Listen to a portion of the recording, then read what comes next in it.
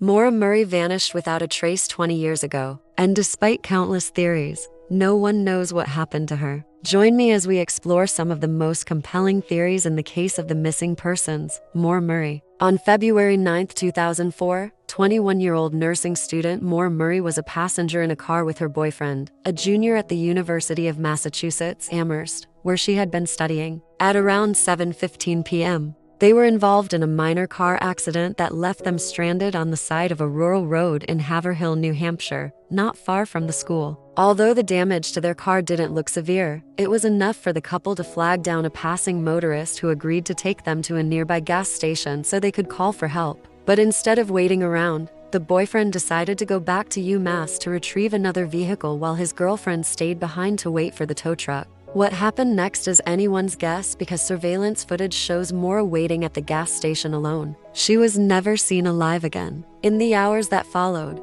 Maura's cell phone was used multiple times. It was traced to the St. Johnsbury, Vermont area, more than 60 miles away, but no one knows how she got there or why. Her abandoned car was found on the side of the road hours later, after her boyfriend realized he hadn't heard from her in a while and returned to the crash site to find her missing. He then called the police to report her as missing. An extensive search of the area failed to turn up any signs of Maura, but investigators did uncover some clues that suggested that she may have gotten into her car and driven off. Her purse, keys, and coat were all left behind, and her disappearance wasn't noticed until several hours after she was last seen. It seemed like if someone had abducted her, she would have fought back or left some trace of her presence behind. Although her friends and family insist that she wouldn't have just abandoned her car and her belongings. Another puzzling piece of evidence was her cell phone, which was used intermittently over the course of 3 days, but no one knows who was using it or why. This led investigators to believe that Maura was still alive,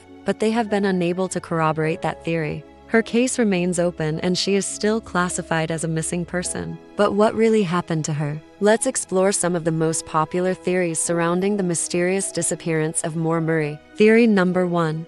The hitchhiker. When Maura was reported missing, the police released a description of her and her car to the public. As a result, several people came forward claiming to have seen her hitchhiking along a busy stretch of highway near where her car was found. One man claimed to have given her a ride, but when he stopped for gas, she asked to be let off and disappeared into the woods. Another man said that he picked her up and drove her towards St. Johnsbury, where her cell phone was later pinged, but he dropped her off at a restaurant and she was never seen again. These conflicting reports raised questions about Maura's behavior in the hours following the car accident. Was she disoriented and confused and didn't know where she was or what she was doing? Or was she deliberately trying to throw off her pursuers? Although none of these leads panned out, investigators are still pursuing the possibility that Maura was abducted by a stranger and taken against her will. Stranger abductions are relatively rare, accounting for only a small percentage of missing person cases. But when they do occur,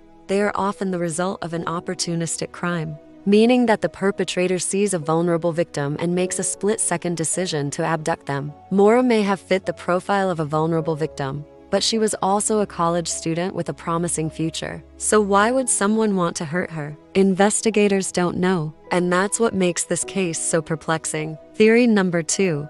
The runaway. There is also the possibility that Maura wasn't taken against her will, but that she disappeared of her own accord. Perhaps she was overwhelmed by the stress of her studies or her relationship and needed a break. Maybe she was planning to start a new life somewhere else or simply didn't feel like returning to her old one. This theory is supported by the fact that Maura had no history of mental illness and was generally described as being a bright and happy person. She would not have willingly abandoned her car and her belongings, nor would she have left her friends and family without a trace. However, her sudden disappearance and failure to contact anyone in the 3 days that she was missing makes this theory less likely. If she had planned to run away, she would have made arrangements to let someone know where she was going or when they would hear from her again. She also would not have used her cell phone intermittently over the course of 3 days, as she would have known that doing so would alert the police to her location. Theory number 3.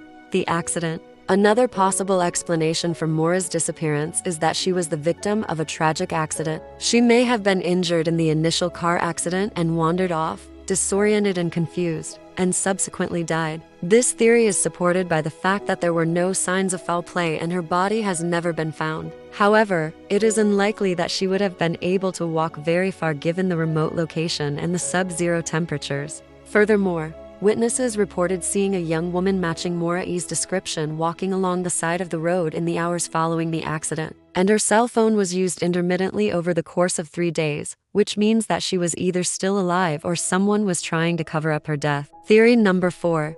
The foul play. Given the lack of evidence in this case, it is also possible that something more sinister may have occurred. Maura may have been abducted and murdered by someone she knew, such as her boyfriend or one of her classmates. This theory is supported by the fact that she was last seen at a gas station and no one knows what happened to her after that. Furthermore, her cell phone was used intermittently over the course of 3 days, suggesting that someone was trying to send her location to the police. However, there is no evidence to support this theory and it is purely speculative. So what really happened to Maura Murray? After 20 years, the case of the missing persons, Maura Murray, remains unsolved. Despite countless theories and leads, investigators have been unable to determine what happened to her or where she is now. The lack of evidence and conflicting reports has left her friends, family, and the public with more questions than answers. Was it a tragic accident, a runaway case, foul play, or something else entirely? We may never know for sure. But one thing is certain,